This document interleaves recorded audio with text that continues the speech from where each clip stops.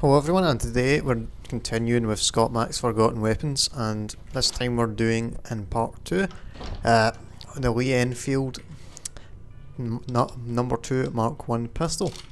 So it can be found inside Victor's shack like every single one of the weapons included in the pack, and it's a little revolver made basically used in World War II, I think it is. Don't quote me on that.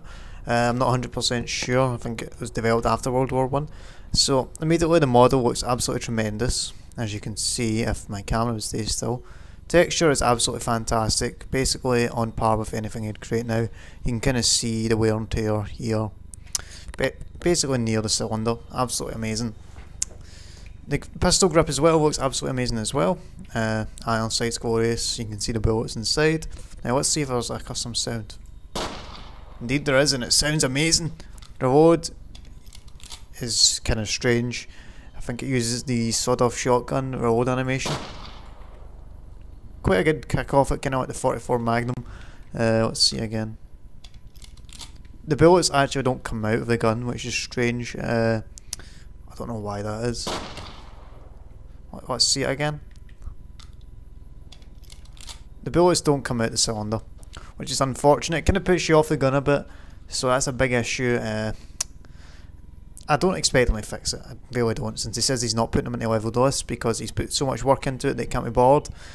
But yeah, that is a big issue, really put me off the gun. So, model is amazing, texture really good, reload animation's kind of off, that's really about it. Really good custom sound as well. So the balance, let's have a look at that. DPS of 82, damage of 56, weighs 1 pound, value of 2,984, and strength requirement of 4. And the attachments it uses is 357 Revolver HD cylinder and long barrel. I have no idea if that has a cosmetic effect. I doubt it does, because the PPS 43 basically it had no cosmetic effect when you applied the attachments to it. So yeah, that's that in a nutshell. So I can imagine it will basically one-shot in fiends. That's my opinion. I have a feeling it will, since that's what the 44 Magnum done. So if it does, I will try it out in Super Mutants, see how it handles. I doubt it will basically break through the threshold, since 357 Magnum will, you know how that works. So yeah. Yeah, you like the sight you're on board, I don't really. So headshots kill in one shot, and it's so satisfying when you kill shit with it. Watch this. Now watch this in VATS, man, it's gonna be amazing. Boom! Boom! Boom! Oh, I missed. Unfortunate. Once again, no bullets come out of the gun. Maybe if the animation was sped up a bit, you wouldn't notice it. That could be a fix. Bam! It would be even worse if I didn't have the quick reload perk. Let's see the name of it now. It would be even worse if I didn't have this perk. Rapid reload, I believe it's called. In fact, I don't even think I took that. No, I didn't take it, believe it or not. So maybe when you take the rapid reload perk, it's not as bad, but it's really hideous when you don't have it. But yeah, very powerful, as you can see. One shot in fiends if you shoot them in the head. Basically a mid-tier weapon like the 44 Magnum, kind of along those lines. So it looks balanced within the game. So to see if it is completely balanced, let's go test it in some mutants, shall we? Now, where is Black Mountain? Oh, it's about here somewhere. Oh, where is it? Oh, there it's here, the fucking summit. Oh. Ha ha ha, oh man.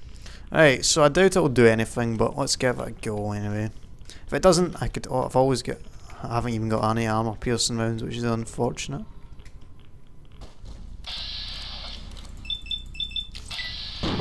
Breaks a damage threshold, as you can see, it takes a few shots to the head.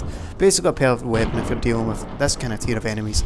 Like, say when your gun skill's around 75 or something, that's about when you should use it. It's around that level. It does that amount of damage. Enough to kill Super Mutant Masters in a few shots if you hit them in the head. See what I mean? It's perfect for this kind of enemy. It would make this bit challenging yet doable at the same time, and this is when the Black Mountain quest is the most exciting, when you have this tier of weapons. So it's kind of along the same lines as, say, the sniper rifle, the 44 Magnum, kind of those weapons. That's when this would come in handy. So in my opinion, the gun skill should be increased around. Let's have a look. And the gun skill's fine. I'd probably say 75, but 60 is okay. Nothing overpowered. So perfectly fine in my eyes. Right, so my radiation is increasing drastically. So we'll test out this enemy and then we'll go off. Try to go hit some devastating. Oh, how satisfying is this going to be? Boom! Oh god, there's more of them. Jesus. Nightkin even as well aren't much of a problem. I'll end up saying this, I'll end up dying if you hit them. If you hit them in the head, they're not that much of a big deal.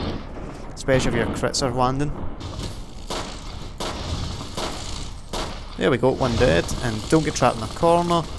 And hit this guy in the head. Hit him with a crit. Unfortunately not. Right, a couple more. Let's whack ourselves a few stim packs. You're not really meant to take on this many Nightkin at the one time. That's why it's not as effective. I'm going to take some jet if I have some. For those extra action points. Of course I have jet, Jesus.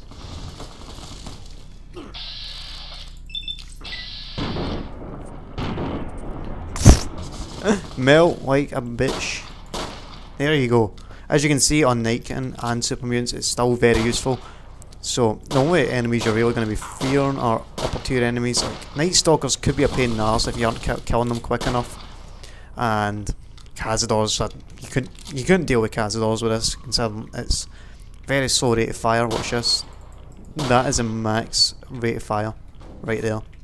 You're not going to be dealing with Cazadors. You need an automatic weapon for those. You're not going to be dealing with Deathclaws. They're too strong. They'll just absorb the damage. So Super Mutants is like the highest tier of enemy you're going to deal with. So yeah, this has been Grey Fox, and this has been another weapon inside the Scottmacks Forgotten Weapons, the Elite Enfield number 2 Mark 1. And I'll catch you guys later. I'm going to endorse the pack now since 2 weapons have impressed me so far. So I'll catch you guys in the future.